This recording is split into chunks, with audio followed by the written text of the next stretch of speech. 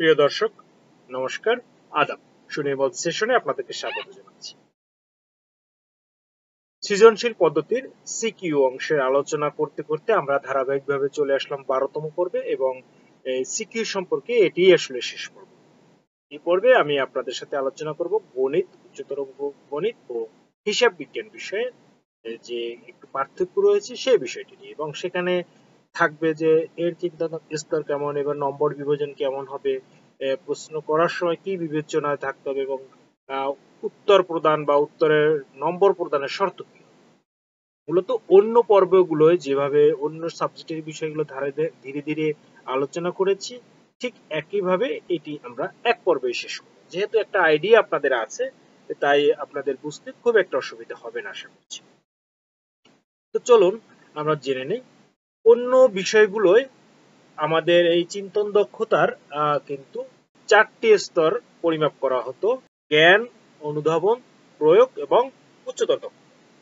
কিন্তু এই 3টি বিষয়ে কোনো জ্ঞান বা অনুধাবন বা উচ্চতর দক্ষতা এটি মূল্যায়ন করা হয় না। এখানে শুধুই প্রয়োগ ক্ষেত্রের মূল্যায়ন করা হয়, প্রয়োগ। এবং সেই প্রয়োগের আবার 3টি ভাগ করা হয়েছে: সহজ প্রয়োগ, মধ্যম মানের প্রয়োগ এবং কঠিন মান। অর্থাৎ এখানে ক, খ, গ এই 3টি পার্ট থাকবে। ওইখানে যেমন প্রশ্নের 4টি পার্ট থাকতো, এখানের একটি সৃজনশীল প্রশ্নে 3টি পার্ট থাকবে।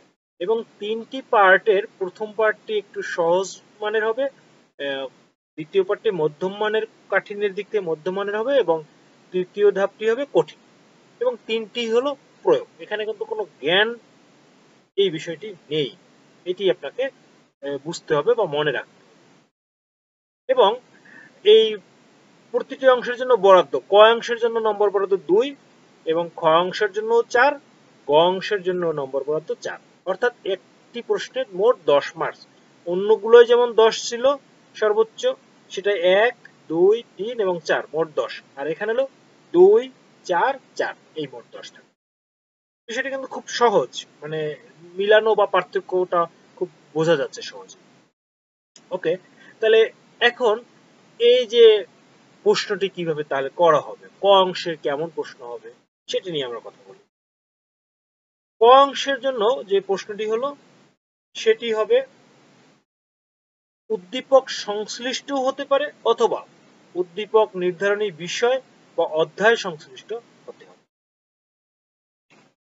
মানে হলো, আপনি তো একটা সৃজনশীল প্রশ্ন তৈরি করতে হলে আপনাকে উদ্দীপক তৈরি করতে হবে। এখানেও কিন্তু উদ্দীপক তৈরি করতে হবে। এখানে এই 3টে সাবজেক্টের আলাদা তা কিন্তু নয়, ঠিক আছে। এখানে আমার উপরে হেড কিন্তু গণিত আছে, বাট ওই 3টা সাবজেক্টই গণিত। ক নম্বরের প্রশ্নটি আপনি যে চ্যাপ্টার থেকে এই উদ্দীপক তৈরি করেছেন, যে বা অধ্যায় বা বিষয় থেকে, সেই অনুযায়ী আপনি করবেন। এবং এখানে শিক্ষার্থী যেন 1 থেকে 3 মিনিটের মধ্যে এর উত্তরটি দিতে পারে সেদিকে খেয়াল রেখে প্রশ্নটি করবেন। বড় মানের, কঠিন প্রয়োগ, অনেকগুলো সূত্রের অ্যাপ্লাই, অনেকগুলো সূত্র খাটাতে হবে এখানে, বা অনেক কয়েকটা লাইন লিখতে হবে, সেটা না। প্রশ্নটির উত্তরে যেন ন্যূনতম 2টি ধাপ আসে, এমন ভাবে প্রশ্নটি করতে হবে যে এক লাইনে উত্তর শেষ হয়ে গেল, একটা ধাপ করলো, একটা সূত্রের প্রয়োগ দেখালো, কোনো মানে অপারেটরের কাজ করা লাগলো না। এখানে যেহেতু গণিত, ঠিক আছে, যোগ বিয়োগ গুণ ভাগ ইত্যাদি যে বিষয়টি, আপনি শিক্ষার্থীদের স্তর অনুযায়ী, মানে ক্লাস 6 এ যেমন হবে, 10 এ তো একটু কঠিন হবে, তাই না? এরকম অপারেশন গুলো একটু বেশি থাকবে। তো আপনি এই শ্রেণী অনুযায়ী খেয়াল রেখে আপনি এই শর্ত মেনে, যে এখানে ন্যূনতম 2টি ধাপে তাকে অ্যান্সারটি করতে হবে, অর্থাৎ 2টি শিখন ফলের অর্জন তার হয়েছে এমন প্রমাণ এখানে পেতে হবে, সে প্রয়োগ করতে পারবে এমন একটা প্রশ্ন করতে হবে, ঠিক আছে। এবং সেটা যেন 1 থেকে 3 মিনিটের মধ্যে উত্তর দিতে পারে। খ নম্বর প্রশ্নটি, এটি মধ্যমানের প্রয়োগ। এই প্রশ্নটি অবশ্যই উদ্দীপকের আলোকে করতে হবে। প্রশ্নটি এমন ভাবে করতে হবে যেন উত্তর করতে হলে শিক্ষার্থীকে উদ্দীপকের সাহায্য নিতে হয়। অর্থাৎ উদ্দীপকে আপনি কিছু মান দিয়েছেন, সেই মান ব্যবহার করতে হবে, অথবা উদ্দীপকে আপনি কোনো চিত্র দিয়েছেন, সেই চিত্র থেকে যে তত্ত্ব আছে, উপাত্ত আছে, সেগুলো নিয়ে ব্যবহার করতে পারেন আপনি। মানে অর্থাৎ এই প্রশ্নের অ্যান্সার করতে গেলে উদ্দীপকের হেল্প আপনাকে শিক্ষার্থীকে নিতেই হবে। প্রশ্নটির উত্তরের জন্য শিক্ষার্থীরা 6 থেকে 8 মিনিটের মধ্যে দিতে পারে সেদিকে লক্ষ্য রাখতে হবে। অর্থাৎ এটা এত সময় লাগিয়ে যে অনেক সময় লাগিয়ে সে গবেষণা করে বের করবে এমন না, 6 থেকে 8 মিনিটের মধ্যে যেন দিতে পারে এমন মানের প্রশ্ন। এবং প্রশ্নটির উত্তরের জন্য ন্যূনতম 4টি ধাপ আসে।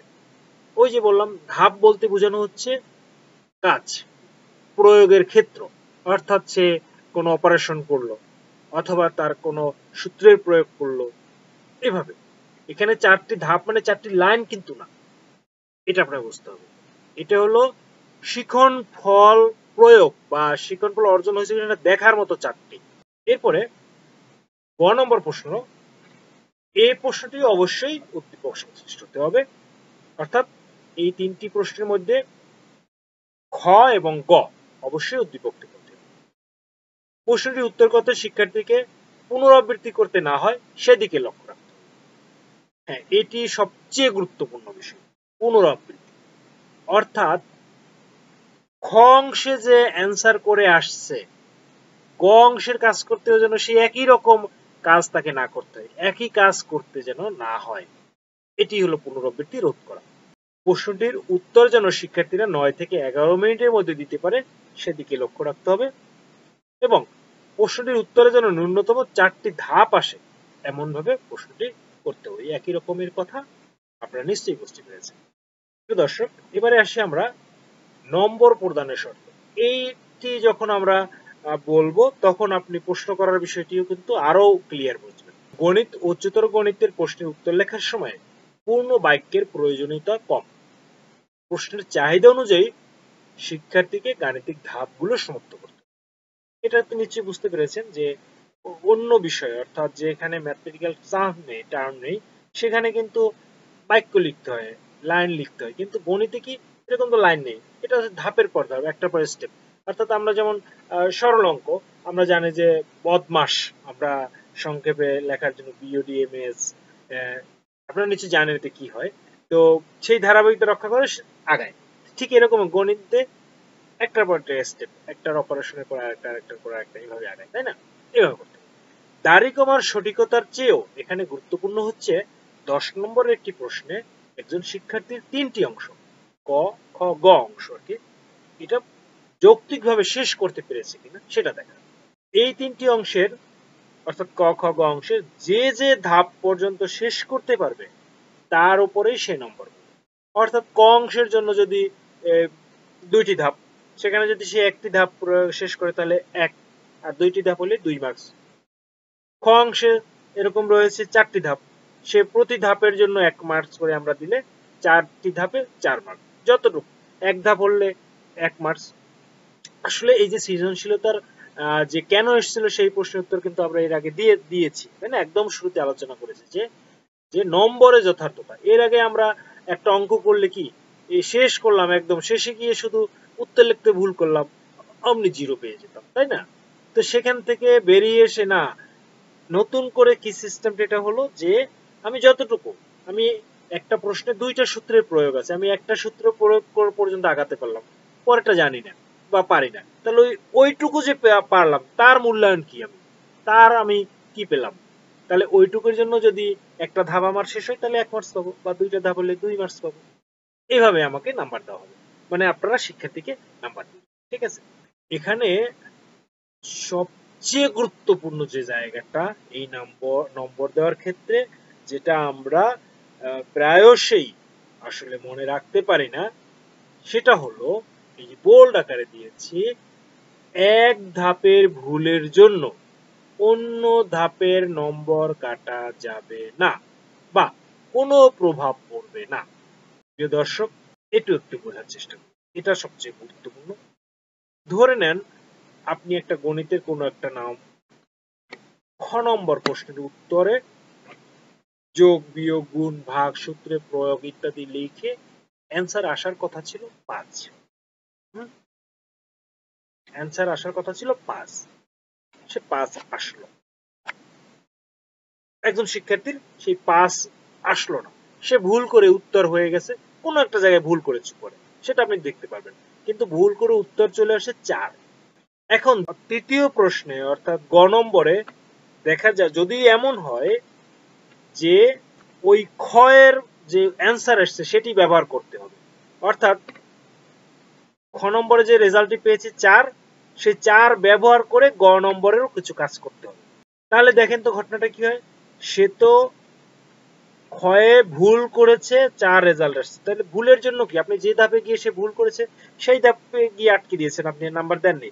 হয়তো সে 4 এর পরিবর্তে 3 পেয়েছে, অথবা 2 পেয়েছে, অথবা 1 পেয়েছে। তাহলে তার ওইখানে ভুলের জন্য তাকে আপনি কি করলেন, তার নাম্বার কাটলেন।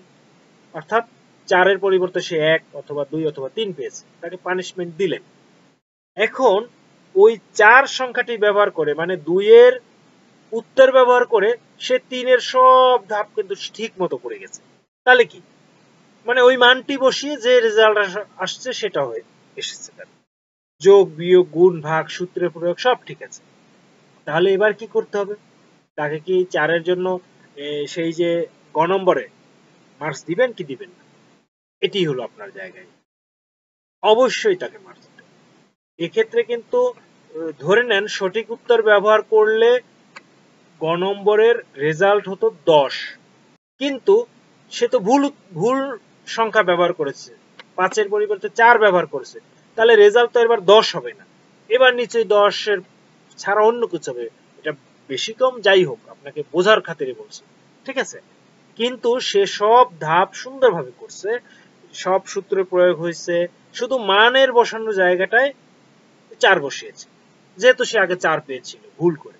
তাহলে ভুলের একবার পানিশমেন্ট দিয়েছেন, দ্বিতীয়বার কিন্তু এখানে তাকে কোনো পানিশমেন্ট দেওয়া যাবে না। সে এই 3 নম্বর বা গ নম্বর প্রশ্নের উত্তর যদি সেই ধাপগুলো ঠিকভাবে আগায়, তাহলে সে সম্পূর্ণ মার্কসই পাবে, অর্থাৎ 4ই পাবে। এটি হলো সবচেয়ে গুরুত্বপূর্ণ। প্রিয় দর্শক, আশা করছি আপনি বুঝতে পেরেছেন। তো প্রিয় দর্শক, মোটামুটি এই হলো আমাদের যে সৃজনশীল প্রশ্ন পদ্ধতির যে সিকিউ, মানে সৃজনশীল প্রশ্ন, যেটা ক্রিয়েটিভ কোশ্চেন যে অংশটি রয়েছে, তা নিয়ে আমাদের আলোচনা এখানে শেষ করছি। আমি পরবর্তীতে এমসিকিউ বা মাল্টিপল চয়েস কোশ্চেন বা নৈর্ব্যক্তিক প্রশ্ন নিয়ে কথা বলবো। সেগুলো দেখার জন্য অবশ্যই আপনাদের অনুরোধ রইল, আমন্ত্রণ রইল। পাশাপাশি এই ভিডিও ছড়িয়ে দিয়ে আপনার শিক্ষার্থী, অভিভাবক বা আপনার সহকর্মী শিক্ষকদের জানার সুযোগ করে দিবেন। আমি শুরুতেই বলে নিয়েছিলাম, যেহেতু অনেকেরই প্রশিক্ষণ পাননি, এই নতুন কারিকুলাম একটি ছিল 2022 যেটি করা হয়েছিল, সেটি যেহেতু চলে গেছে, বাদ হয়ে গেছে, অতএব আপনাকে সৃজনশীলে ফিরতে হয়েছে। তো এটি আপনার নিশ্চয়ই, আমি মনে করি আপনি এর উপকৃত হচ্ছেন। প্রিয় দর্শক, আজ আর কথা নয়, পরবর্তী ভিডিও দেখার অনুরোধ রইল। পাশাপাশি সুনির্মল সেশন চ্যানেলটিকে সাবস্ক্রাইব করে রেখে পাশে থাকবেন এই প্রত্যাশা করছি। আজ এ পর্যন্তই, শুভ বিদায়।